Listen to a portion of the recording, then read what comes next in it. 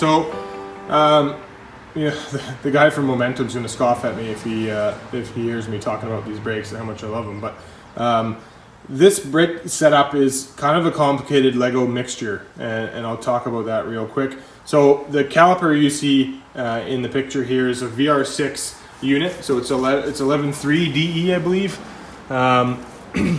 Anyway, so what I actually had to do is can't really, I don't know if you can see it here, but the hub that's inside of this brake rotor is a 5x100 hub with small, the large Mk1 spline, so from like a 91, 92 Cabrio style spline for the drive shaft. So the combination is very unique. It's not a dual drilled hub, and it's impossible to see because I dual drilled my rotor, but the hub is a Mk1 style bearing setup in a 5x100 bolt pattern. Now, people are going to ask me, where did I find that? I really forget. I found it at some company in California. It was Overlanding something or other. It was the weirdest company to find it, but they had an incredible parts list of Volkswagen stuff, and this was a modification option they had. I guess they had blanks, and they could drill them into whatever you wanted. So I asked for a 5x100 to match my rears, obviously. So one of the things you're going to run into if you run a Mark III VR6 spindle, which this is not. This is a Mark II non-power steering spindle, which is an important part. If you run a Mark III spindle, VR6 spindle, the offset of the disc rotor, as well as the offset it gives to the car, gives you a caster issue.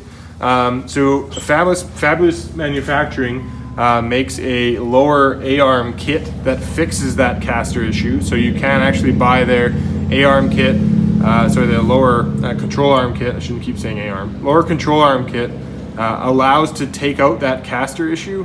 But in my case, the way I fixed that was I went with a Mark II non-power knuckle.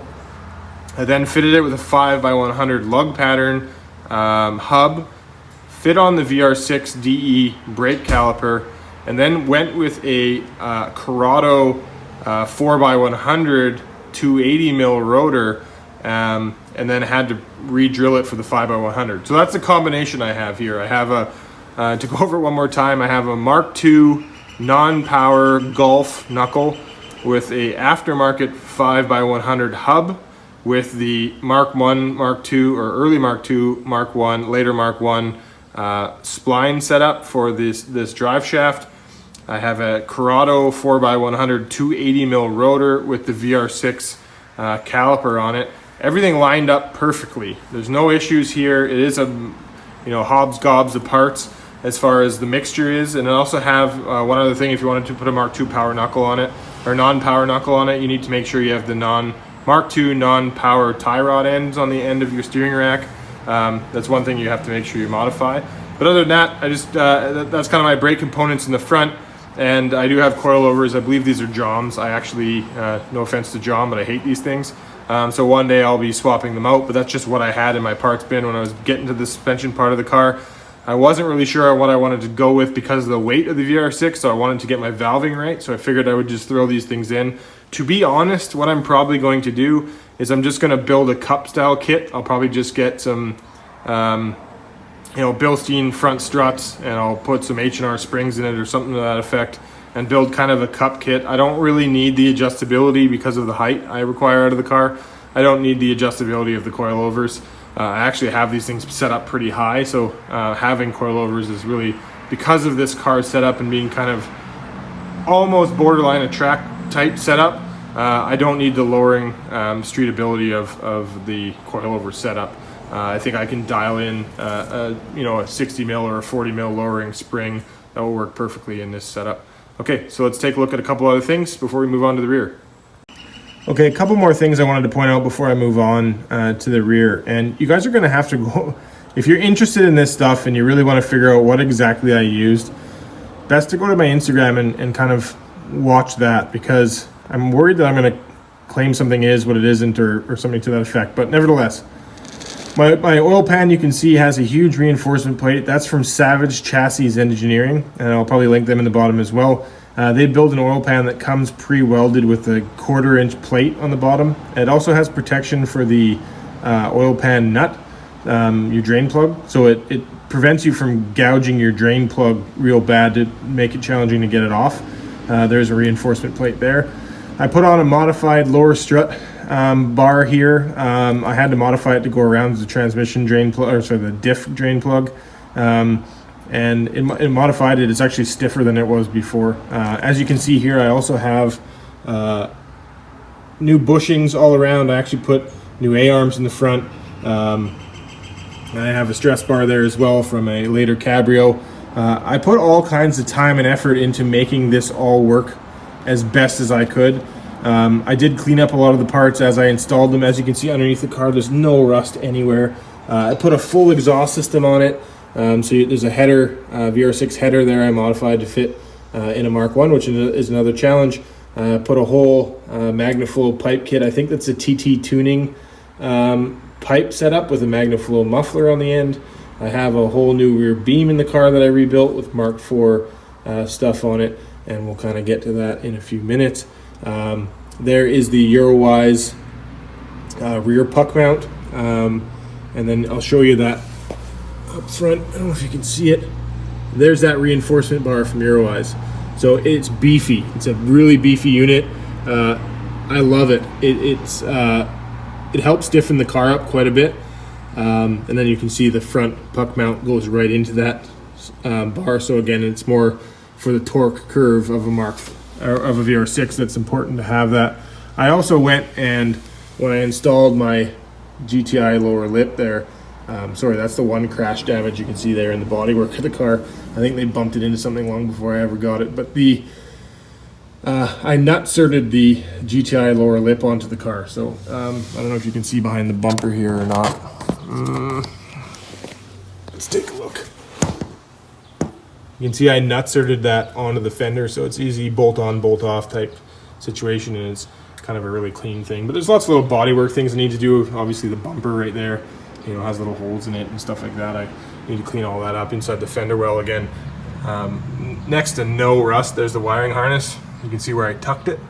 I went all the way up and then down the other side and then in through a hole I have there. Kind of hard to see, but anyway, here's the back of the brakes. You can see new clean knuckles, new drive shaft, brake calipers, and there's the Mark II non-power knuckle, tie rod, and then the VR6 DE brakes, and brand new pads, and I've rarely ever driven them. Love this brake setup. It's one of the things, the brakes in this car isn't one of my concerns in the slightest. Suspension is though. These John coilovers are junk. Let's quickly take a look at these back brakes.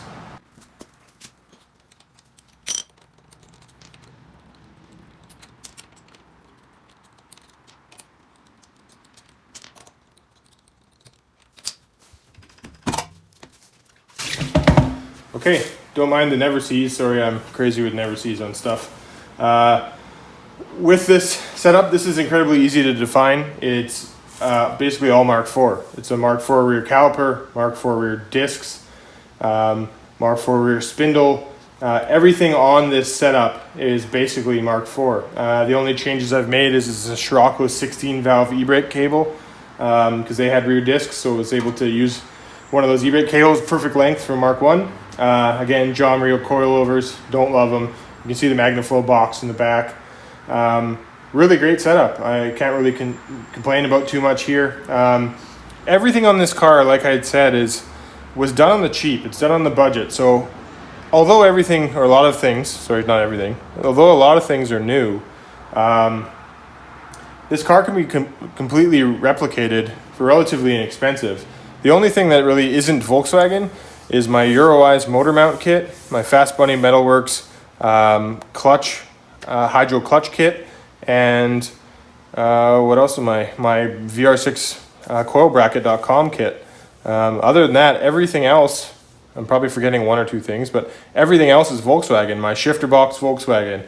My shift tower, all Volkswagen. My transmission, Volkswagen. My suspension components, my brake components are all basically junkyard components, all mixed matched from different age ranges of Volkswagens. They all bolt together. And the only thing really new on my brake kit is my rotors front and back. All the calipers are reused. Oh, sorry, and the pads are new. But the rotors and the pads are the only thing new. As far as like the spindles and everything else, none of that's purchased new. It's all, some of it I found off spare parts cars I had, or friends' parts cars, or I went to the junkyard a few times and grabbed a few things, sway bar kits and that sort of stuff. I grabbed those off junkyard cars.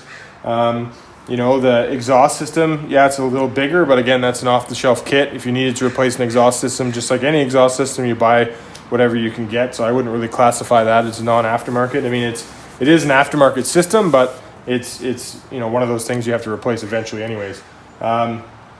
So that's about it for my braking components. We talked about my engine, we talked about my transmission. The one thing I wish I could change, to be honest, is probably my gearing in my trans. So I might be looking at finding a different or a better geared transmission for this range. I feel like I run out of gear really quickly, 1, 2, 3, in this car because of its weight, and it's just light and it's quick to get up to that speed. I feel like the gears are too short. I want some longer gearing. I don't know if somebody wants to write in the comments what my choice should be, but I do want a better trans gearing wise. As far as the ability for the transmission to shift and everything's great. I don't really have an issue there. All right, let's take a look at some of the interior components. One more thing I should address before I move on is my AN fuel line fitting system. It goes all the way to the front of the car. You can see my exhaust there. I did put a brand new tank in the car. I thought that was important. And everything with this fuel system just is immaculate now. It's almost overdone. Well, it's not almost overdone, it is overdone. Again, poly bushings all around, and really happy with all of that. Nothing really of any concern under this car. Sorry, it's a little bit bright with my shop light in the way. Anyway, so you can see this car is really clean. Again, pinch rails, again, no bent, nothing, no rust. Maybe this, ooh, big deal. It's like surface rust, but anyway, this car is super clean all the way through. So, okay, as I'm sure you can tell by looking at this car, I did build it to be a sleeper. I have all this set up with steelies and that sort of thing to make it not be able to really tell what the car is. That big dent I did in my shop, and I'm so annoyed that I did that. But that's the only dent in this car that I did do. The door needed to be replaced, or at least bodyworked anyways, because somebody at some time, long before I ever owned it, did the hack to try and break the door handle off to get into the car. But anyway, so when it came to the interior, kind of my motto with this interior was to make it look, I kind of screwed it up now, but was to make it look as factory as possible. Factory dash, factory cluster, so much so that I haven't even changed the cluster in the car. It still has the clock from being an automatic. I did put the gauge there. Originally I had no gauges. Just one second. There we go. So originally in this car I had no gauges, but I got a little concerned. There we are. I got a little concerned that maybe my coolant temperature should be watched. I was confident in the system I had, but I figured I should be watching it, so I ended up putting a gauge where the stereo goes. And I did have, originally I had a radio delete plate there. I didn't want to change anything about the cubby or stuff them in the cubby because I don't usually run radios anyway, so I just had a space there. So I figured I'd throw gauges. I am going to follow through with putting a boost pressure gauge for the supercharger as well as an oil pressure gauge, just so I know that as well. Those will kind of complete that area, and I'll put a proper built plate in there. But the rest of the interior, other than the shifter and the steering wheel, which is common in upgrades that people do regardless of the standard of their builds, was something, those two things I was going to change. But everything else, obviously the seats are a swap. They're not an aftermarket custom seat really. It's just something I really preferred to have. The rest of the car comes across as very factory. As you can see, I even talked about earlier about that automatic surround around the shifter. I do need to get a boot for that. And PS, Mark IV shift box with a Mark IV short shift kit in it. Love that kit. It has a reverse lockout, so you don't Usually in Volkswagens, you have to press down and go into reverse. This thing, you just shift up that purple section and it removes the lockout, so then you can then drop it into reverse. You don't have to push the whole handle down. And when you're smashing gears and that sort of stuff, you don't really have to worry about ever putting it in reverse. You just have to lift that lockout and it'll plunk into reverse just fine. The camera doesn't really show it. It looks like the box pokes out of that shifting surround, but it doesn't. It's actually level, if not lower than that. So I could put a flat plate on top of that to cover that box, almost like a gated type style, but I want to put a boot back on there to be factory. I have to figure out something with a big enough neck hole in it to allow that the reverse lockout to move up and down with my fingers just fine. But anyway, the rest of the car, as you can see in the screen here, is pretty factory. Seats are awesome. Something about Recaros. I do have just over the car. So we do have those. I do plan on putting them in the back of this car at some point, or at least modifying them to fit. But they would match with, I don't know if you can see. Currently, they're just the blue fabric ones. I would make those match the fronts because I love Recaro seats. Whoa, way overexposed. Hold on. One last hack I want to show people that I was really proud of. Oh, we're gonna hit that in a second. There we go. So I rear mounted my battery box and I sat it in the the tire tray, just because it gave me that extra height. Inside of it, as you can see, my battery. This cover clips back on. The hack here, though, isn't anything to do with this battery. Is this carpet, and hopefully you can see that, because it runs my whole trunk, and perfectly, by the way, is a Jetta Mark III rear trunk carpet. And let me show you something.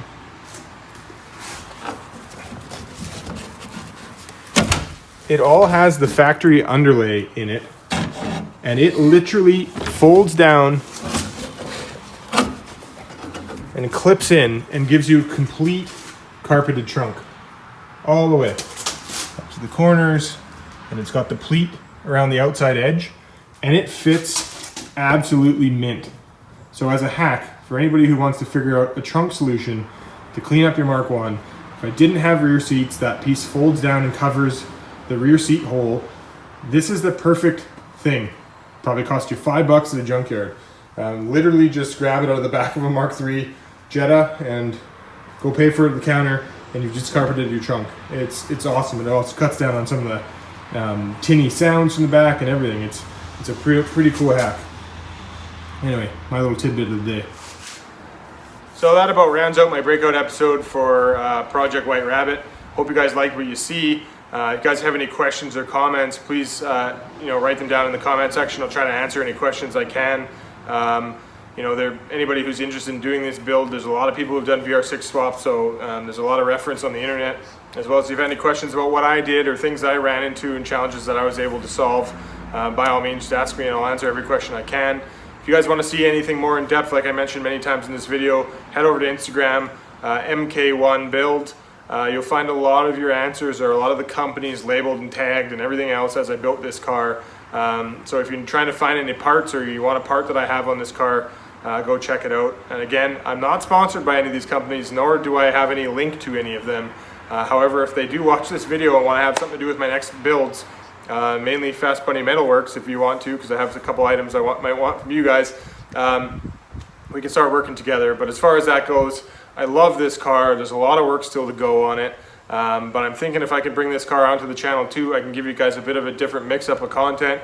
One classic build, one performance build, and we can kind of really start to look at bettering this car. It's got the basics, it's got the VR6 swap, that's done. But let's start working on getting that to another level. We'll hook up the supercharger, work on the suspension, we'll dial a lot of that in, we'll finish up the interior because the interior is not complete. We'll look at body work, we'll look at finishing, trims, we'll look at body kit packages. Obviously these bumpers need to be replaced, they're hideous. They are the aftermarket Euro plastic style, but they're just old and faded. I got them off a different car and they were already beat up when I got them. I'd like to get brand new ones. Do some other slight modifications to the car, figure out wheel packages, those kinds of things. and then really have fun with it. You know, I'm starting to take this car to a little bit of meets around the area. So there are a couple things I want to work on to get it up to snuff. I want to put that supercharger back in, like I mentioned. So I do want to do that in a soon, near coming episode. So you might see some of Project White Rabbit, some of Project Stepchild, and back and forth the next little while. But I thought we could have some fun with this car too, and give you guys different of a mixture of content to allow, you know, different interests to kind of be fit a bit. That being said, one of the issues at the last Cars and Coffee I went to with this car that I started to notice, which I didn't notice before, and maybe that's because the car sat for most of probably a year since I've really started to fart around with it, is I'm starting to blow a little bit of smoke under vacuum. So when I'm going up hills and pulling a lot of vacuum, or if I'm, you know, idling down, revving down, coming up to a stoplight, we're putting out some smoke. What that is evidence of is, generally speaking, dried valve seals. So I might have to look at replacing my valve seals in this car, and maybe that's a future episode. We get into that. I think if I'm going to go that far in this engine, I'm probably going to end up doing chains. If I do the chains on this car, because they are slapping a little bit, if I start doing chains on this is a whole motor out program. And that brings me to the next conversation of the motor right here is my future VR6, which I plan on using as a 2.9 eventually. So we'll have another episode where I'm building that. I think in an episode or two away from here, this 16 valve for Project Stepchild will be torn apart. So we've got a ton of content, guys, coming up. I don't really have a ton of time, so we'll figure out a time to get all that done. But between Project White Rabbit and Project Stepchild, we've got a ton on the go, lots of content to share. So I really appreciate it, guys. Don't forget to hit the bell. I'm going to stop saying the standard YouTube like, subscribe nonsense. Kind of getting tired of that. But click the bell on the side of this and make sure you get a notification every time I post a new episode. Again, in case you're interested in just looking organically, I'm posting an episode every Wednesday. I try to do it first thing in the morning, so people who are watching me in Europe and that sort of thing, and all over the world, I don't know what time that becomes for you, but I post around between 6 and 6:30 in the morning AM Pacific Standard Time on the west coast of Canada here. So if you guys want to get it fresh while it's out, you're welcome to just hit that bell and you'll get a notification. But thank you very much. Subscribers keep growing. I definitely want to try and break out of 100 subs at the end of this video if I can. Like I said, by the end of 2020, my general expectation or my goal for myself is to get to 5,000 subs. That's where I really want to be.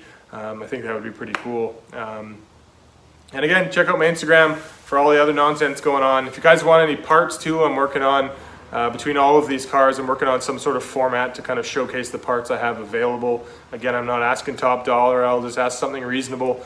But the point there is if you guys see something you want and I say I'm not using it on the channel, you can probably get your hands on it if you have it for your car. I got lots of cool parts hanging around, tons I haven't shown you because one day I feel like I might use that, but intentionally down the road I may decide to pass on it and go from there. One last thing, I want to say thank you to my buddy Matt, who recently just got me this gimbal. You can see right here charging up to make my content better. He noticed that a lot of my videos are shaky, and trust me, I don't use a lot of video components. I really just have my iPhone and I work everything from that. But he noticed, he thought, hey, if I got you this gimbal, your videos can be a little less shaky, because he likes the content. And thanks very much, Matt. Really appreciate that, man.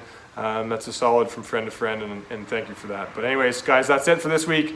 Thank you very much for checking out Mystery Garage. See you next time. Take care.